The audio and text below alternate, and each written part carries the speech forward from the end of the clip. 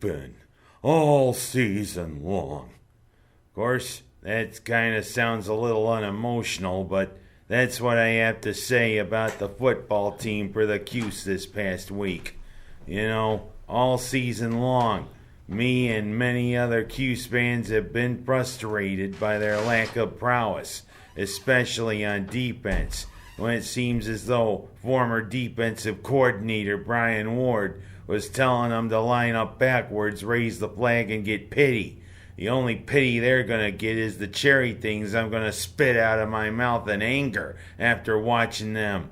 But giving up 500 yards of offense to Boston College in one half? But you know what? They go up against Duke after they have their second bye week. They looked like a totally different team. The defense played pretty good. The offensive line looked like they had played together for years, when for most of the season they looked like a bunch of Keystone Cops blocking, making Tommy DeVito run for his life, not opening any holes for the running back. But they did. And I mean, they started to play a little bit of a slow, deliberate type of pace. And it worked beautifully. A 49-6 thumping a Duke down in Durham, North Carolina.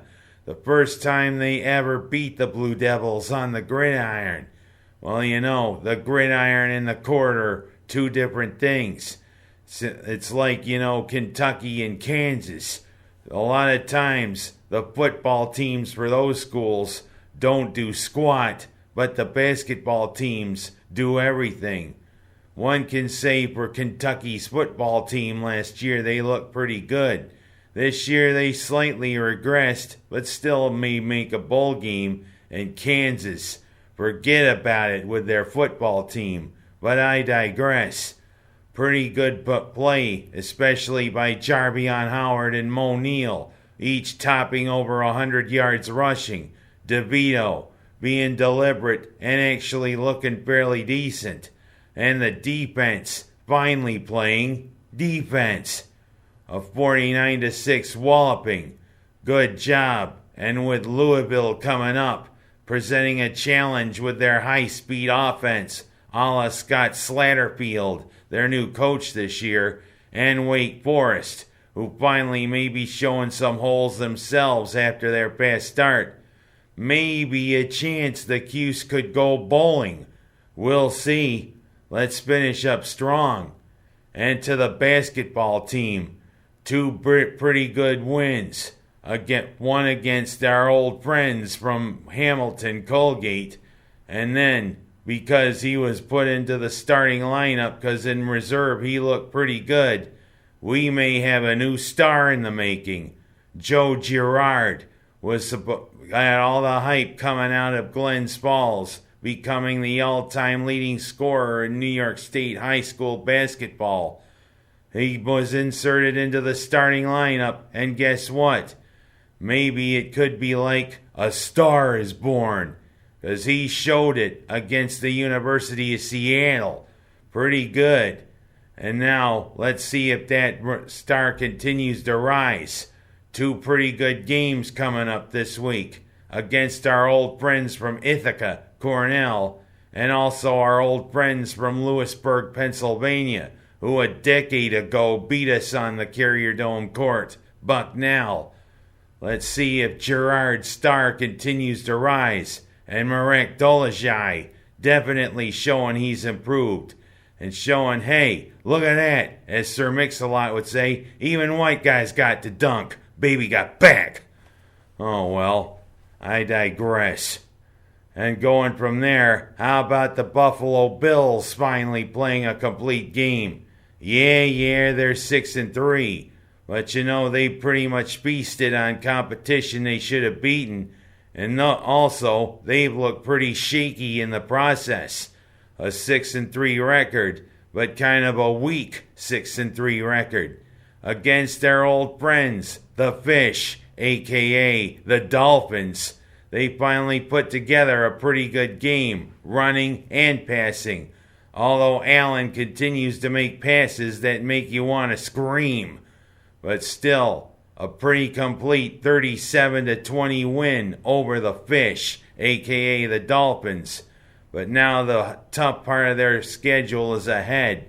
They should be able to get past Denver this coming Sunday, but with Dallas, Baltimore, Pittsburgh, and New England on the horizon, it's time for the Bills to put up or shut up and show that McDermott has made the progress to become a playoff team. We'll see after Denver.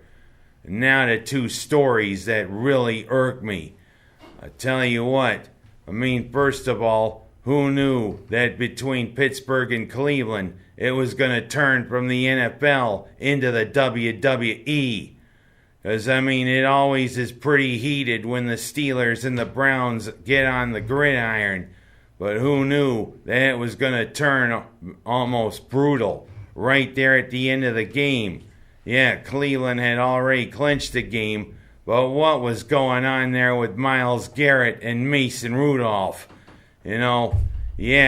Garrett went too far by putting them down and starting to wrestle them on the turf.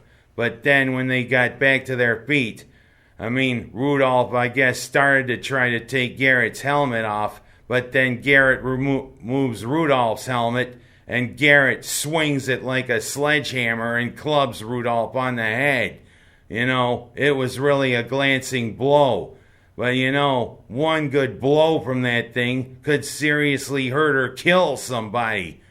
Rightfully so. He's been suspended for the rest of the season, maybe suspended into next year. Who knows? Maybe he could even be thrown right out of the league, because that is a big no-no, Garrett. You don't use a helmet as a weapon. And Rudolph, I don't know whether you're going to be suspended any games. Maybe a fine, yes. But this is the NFL, not the WWE. Get in line, guys. That's all I have to say. And secondly, what happened there with Don Cherry, an icon up there in Canada, an icon on his show, Mr. Hockey, and also an icon in Rochester for the 10 years he coached the Amherst. All Don Cherry said was, "You people." Who knew that "you people" is now considered racist? All he was saying is about the immigrants who've come to Canada who doesn't seem to respect one of the great holidays up there, Remembrance Day, which is like our Veterans Day, because people wear poppies to support the veterans of the Commonwealth, especially Canada and especially Great Britain. That's all Don Cherry was trying to say. But the CBC decided, hey, you gotta go because you said "you people." The only thing he said is, "You people, you enjoy our way of life. You enjoy our milk and honey. The only thing is, you should wear a poppy in remembrance of our troops if you live here in Canada." That's all he was saying. I can see where some people might be troubled, but you want to know something? All he was saying is, hey, you live in Canada, respect our way of life. What a sad end to a great career, even if some of his suits were a little loud. And last but not least, I'm going to quickly say this. Major League Baseball is actually working on a plan where they may contract some of the minor leagues. A lot of the lower level teams that are in New York State are in trouble. Auburn, Batavia, even Binghamton with their Double-A team. You know what? Years ago, New York State lost some of their great single-A ball clubs. Look at Geneva, Newark, Utica, Oneonta, Elmira, all of those. Pretty soon, single-A baseball in New York State might cease to exist. And that is real sad. Get it together, Major League Baseball. Auburn, Batavia love their single-A ball clubs. Leave them alone. I'm Ken Haas, and that's my rants for this week.